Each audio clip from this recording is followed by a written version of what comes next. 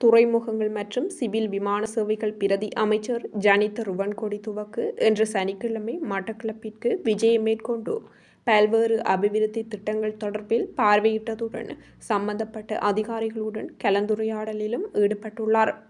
மட்டக்களப்பு விமான நிலையத்திற்கு இன்று காலை 9 மணியளவில் விஜயம் மேற்கொண்ட துறைமுகங்கள் மற்றும் சிவில் விமான சேவைகள் பிரதி அமைச்சர் ஜனித ருவன்கொடி துவக்கு மட்டக்களப்பு விமான நிலையத்தின் செயற்பாடுகள் மற்றும் மட்டக்களப்பு நகருடன் புதூர் பகுதியை இணைக்கும் பாதை தொடர்பிலான விடயங்கள் தொடர்பாக பாராளுமன்ற உறுப்பினர் கந்தசாமி பிரபு, மட்டக்களப்பு விமானப்படை கட்டளை அதிகாரி சரத் பண்டார, தேசிய மக்கள் சக்தியின் மாவட்ட அமைப்பாளர் திலகநாதன், தேசிய மக்கள் சக்தியின் மாவட்ட தலைவி வனிதா செல்லப்பெருமாள் உள்ளிட்டோருடன் கலந்துரையாடினார். மேலும் அவற்றிற்கான தீர்வுகளை மிக விரைவாக பெற்றுத்தருவதாக வாக்குறுதி அளித்ததுடன் மட்டக்களப்பு நகரில் இருந்து புதூர் பகுதியை இணைக்கும் வீதியை விமானப்படைக்கான காணியின் ஊடாக புதிய வீதியை புனரமைப்பதற்கான ஏற்பாடுகள் முன்னெடுப்பதற்கான நடவடிக்கைகளை மேற்கொள்ளுமாறு அதிகாரிகளுக்கு பணித்துள்ளதாகவும் அமைச்சர் தெரிவித்தார். அதனைத் தொடர்ந்து மட்டக்களப்பு புகையிரத நிலையத்தை பார்வையிட்ட பிரதி அமைச்சர் புகையிரத நிலையத்தில் தற்போதைய நிலை தொடர்பில் ஆராய்ந்ததுடன் இங்கு நிலவும் குறைபாடுகளை மிக விரைவில் தீர்த்து வைப்பதாக வாக்குறுதி அளித்திருந்தமை குறிப்பிடத்தக்கது. இன்றைய தினம் மட்டக்களப்பு மாவட்டத்துக்கு பிரதி அமைச்சர் அவர்கள் வருகை தந்திருந்தார். இன்று இருக்கின்ற சர்வதேச விமான நிலையம் மட்டக்களப்பு விமான நிலையத்தின் குறைபாடுகள் தொடர்பாகவும் கலந்துரையாடப்பட்டு அதை நிவர்த்தி செய்வதற்கான ஏற்பாடுகளை அமைச்சர் அவர்கள் தெரிவித்து கொண்டோம்.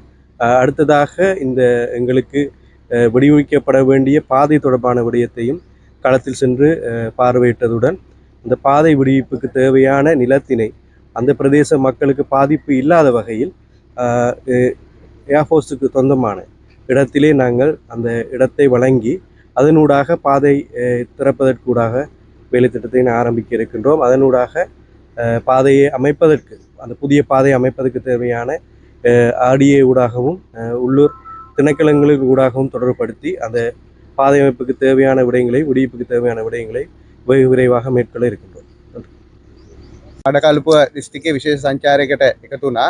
ඒකෙදී අපි පළමුවෙන්ම මේ මඩකලපුව ජාත්‍යන්තර ගුවන්තොටුපළ විශේෂ නිරීක්ෂණයකට භාජනය කරා. ප්‍රධාන කරුණු කාරණා දෙකක් මත. ඒ කියන්නේ එකක් අපි යුද්ධය නිමා වෙලා සෑහෙන කාලයක් ගත වුණත් මේ ප්‍රදේශවාසීන් මුහුණ දුන්න ප්‍රධාන ගැටලුවක් තිබුණා මේ පාරක් සම්බන්ධයෙන්. මේක මම හිතන්නේ පහුගිය කාලය ඇතුළතම විසඳලා තිබ්බේ නැහැ. ඉතින් අපි මැදිහත් වෙලා මම හිතන්නේ ඒකට අවශ්‍ය ඉඩම් නිදහස් කිරීමේ කටයුතු දැන්ටත් කරලා තියෙන්නේ අපි. ඒකේ ගම්වාසීන්ට හිරිහැරයක් නොවන ආකාරයෙන්. ඒ කියන්නේ එතුමන්ලා ජීවත් වෙන භූමියෙන් අත්පත් නොකරගෙන වරා මේ ගුවන්තොටුපළ සහ නාවික හමුදාව සතු ඉඩම් වලින් අපි පාර ලබා දෙන්න තීරණය කරලා අපි දැන් මේ වෙනකොට ඉඩම් නිදහස් කිරීමේ කටයුතු කරලා තියෙනවා. නමුත් අපිට ප්‍රාදේශීය වශයෙන් අවශ්‍ය සම්බන්ධීකරණය කරලා ඒක විධිමත්ව කඩිනම් කරන්න අපි උපදෙස් ලබා දුන්නා අදාළ නිලධාරීන්ට. ඒක තමයි අපේ ප්‍රධාන කාරණාව උනේ මේ තියෙන නිරීක්ෂණ චාරිකාවට. ඒ වගේම අපි ගුවන්තොටුපළ සම්බන්ධයෙන් ගත්තාම අපේ රජයේ වැඩ පිළිවෙලක් තියෙනවා මේ සංචාරක කර්මාන්තය ඒ කියන්නේ දෙගුණයකින් වගේ ප්‍රමාණයකින් ඉහළට දාන ඉස්සර අවුරුදු 2-3 ඇතුළත. ඒක නිසා අපිට අවශ්‍ය වෙනවා අලුත් සංචාරක new destinations ඕන වෙනවා. ඉතින් ඒකට අපිට මේ ගුවන්තොටුපළ කොයි ආකාරයෙන්ද සම්බන්ධ කරගන්න පුළුවන් කියන කාරණා සම්බන්ධයෙන් අපි දීර්ඝ සාකච්ඡාවකුත් කරා. මේකට අපි මෙතනින් එහාට නිවැරදි ශක්්‍යතා වාර්තා හදමින් අපි මේ ගුවන්තොටුපළ ඉදිරියට දියුණු කරන එක ගැන සලකා බලන්න සූදානම් දැන්.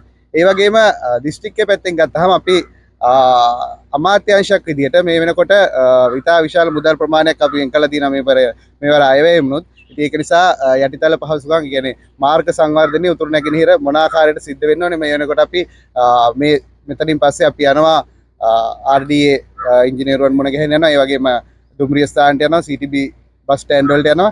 ඒ නිසා අපි මේ ප්‍රදේශයේ තියෙන දියුණුව මොන ආකාරයෙන්ද අපේ තියෙන අයවැයට සමගාමීව කරන්න කියන එක හොයා බලන්න අපි මෙතනින් එහාටත් සංචාරය කරන්න බලාපොරොත්තු වෙනවා.